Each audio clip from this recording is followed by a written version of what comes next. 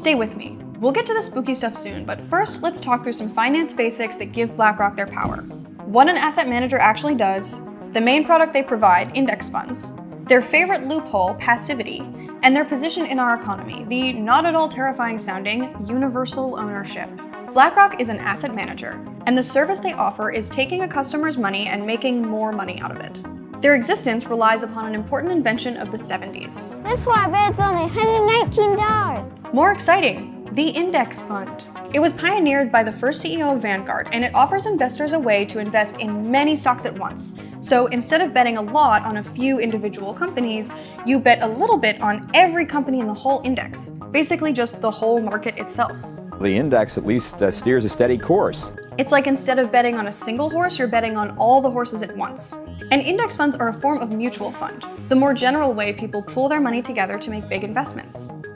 But someone needs to be the one to pool all that money together and manage it, and that's an asset manager, i.e. BlackRock. Index funds and ETFs are their main products, and they're pretty similar. They're popular because they're lower risk, have more consistent returns, and are cheaper for asset managers because they don't have to pay a guy to place bets all day, which studies show they are not very good at. Just ignore the folly of short-term speculation. It's absolutely a loser's game. So if the market is up 7% today, so is your index fund. Instead of constantly buying and selling shares, which is what active investors do, BlackRock and these big asset managers buy a little bit of every company and just hold on to those shares basically indefinitely.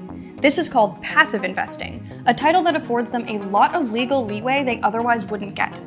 They own so much that it would be impossible for them to sell out of any one stock in one fell swoop. When you think about passive, we can't sell a company as long as they're in the index. Most of the money asset managers manage comes from institutional investors. Those are big pension funds, insurance companies, nonprofits, and university endowments.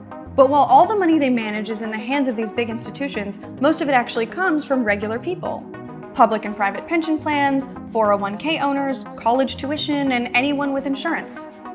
This is your money, but it doesn't always come back to you. Nor do you get a say in the companies it gets invested in.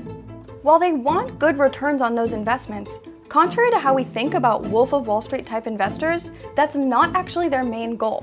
They make their profits from the fees they charge their clients, not from the returns on the money they invest. I spoke with Benjamin Braun, a professor of political economy at the London School of Economics. He's written a bunch of studies on asset managers' role in our economy and society. The fees you earn if you're BlackRock increase when the market value of the assets you manage increases. You maximize your assets under management by winning over new clients and by getting the clients that you already have to give you more money. When you have $10 trillion, you have to put them somewhere, and eventually that somewhere becomes everywhere. Universal ownership refers to holding shares in the entire universe of firms listed on the stock market. The big three asset managers, BlackRock, Vanguard, State Street, hold a sizable but still relatively small stake in all listed corporations. BlackRock is a 3 to 10% shareholder in all of these companies. This may not sound like a lot, but it's enough that selling all of it at once would likely crash that entire stock, kind of locking them into the whole not selling passive thing. 5% in any individual company is actually very significant because if and when shareholdership is dispersed, 5% makes you, in all likelihood, the single largest shareholder in that company. That's why, for example, in a lot of academic studies, 5% is taken as a threshold for control. There's almost no difference between Vanguard, BlackRock, State Street, and even a bunch of other asset managers in terms of their business model. So then you can start and wonder, okay, so if the big three together hold 25% of the shares in any individual company, then you're definitely above the threshold. Let's zoom in on Amazon. The big three own 16% of all outstanding Amazon shares. Jeff Bezos only owns 9%. In theory, universal owners should have an interest in maximizing profits in the long term across the entire economy. And that is not how they operate in practice. The amount of stock you have determines the number of votes you get. BlackRock is almost always in the top 3, maybe 5 if they're feeling broke. So that is a lot of votes. And let's not forget, it's not BlackRock's money that's invested. It's your dad's pension fund and your insurer's massive pile of savings. It sounds crazy, but when you put your money in a pension fund, you sign away your voting rights to the pension fund manager. And then when the pension fund manager puts all their pension funds under an asset manager's control, they sign away all those votes to the asset manager. Kind of pyramid scheme vibes. And how do they actually use those votes? A 2017 study found that asset managers almost always voted with what the company executives recommended. And why are they always voting with company management? Back in the 80s, company managers used to spend company money on company things, like corporate jets, fancy offices, or occasionally paying their employees. And this made the investors sad because they wanted those profits. So they started offering company managers, in addition to bonuses and benefits, stock options. Executives' total pay was now forever tied to how much the company made. They can push managers, corporate managers, to act more in the interest of shareholders, meaning in the interest of corporate profits, and do more to maximize corporate profits. This funnels money back to investors who now include management and away from any hope of making companies work better or including employees in the profits that their labor created. Back in the day, like my grandparents' day, more regular people had stocks, and the idea was that every shareholder could vote on things like board elections, mergers and acquisitions, executive compensation, and once in a while, wages. Sort of like democracy for people with disposable income. Government is the people's business, and every man, woman, and child becomes a shareholder with the first penny of tax paid. In 1945, 94% of stocks were owned by households, but that's not really how it works anymore. Today, households have more like 40% of the stock market, and about half of that belongs to the top 10%. Okay.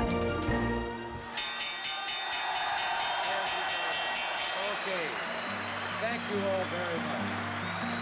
Thank you. Today, the top 1% own 50% of corporate equity and mutual fund shares, while the top 10% own 86%. Did you think this yellow part was everyone else?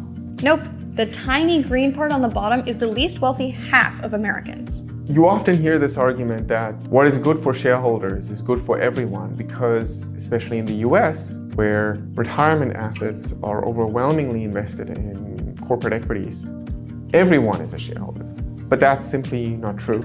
The bottom 50% virtually owns no shares at all.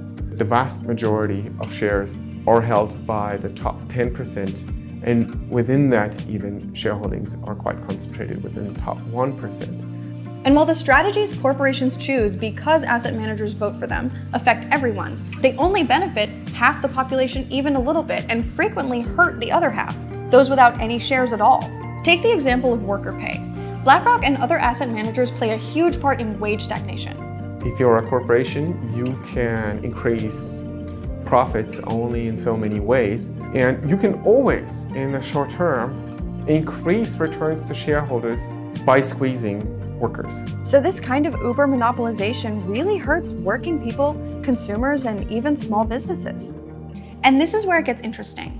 There's evidence that this type of universal ownership is in part responsible for why everything is so expensive these days.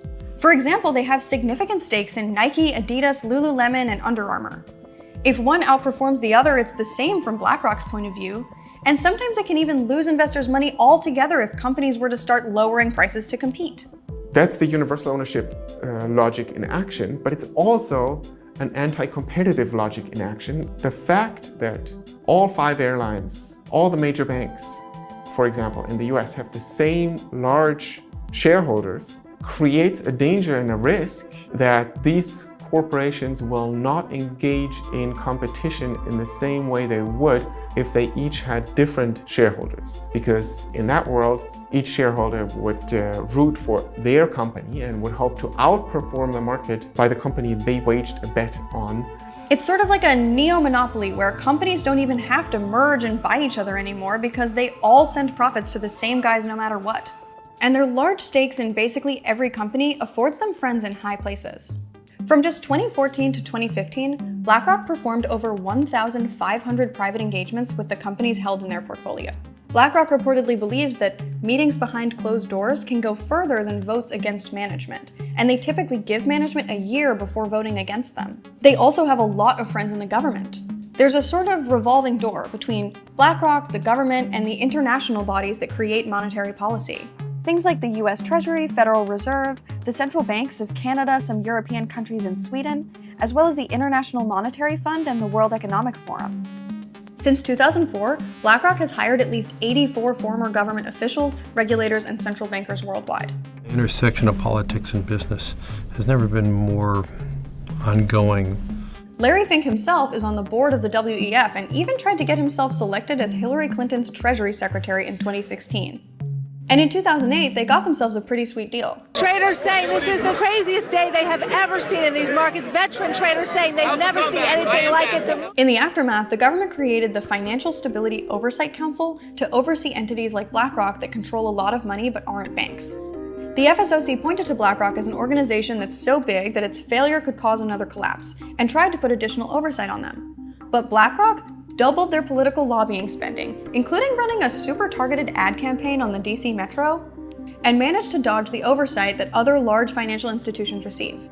And let's come back to that loophole they like to call passivity. The people who decide if they're passive enough to continue not to be overseen by the government is BlackRock themselves. Basically, BlackRock and other asset managers have to submit annual letters to self-certify that they've been compliant with the terms of passive investment. That's like being allowed to write whatever you want on your taxes and then audit yourself.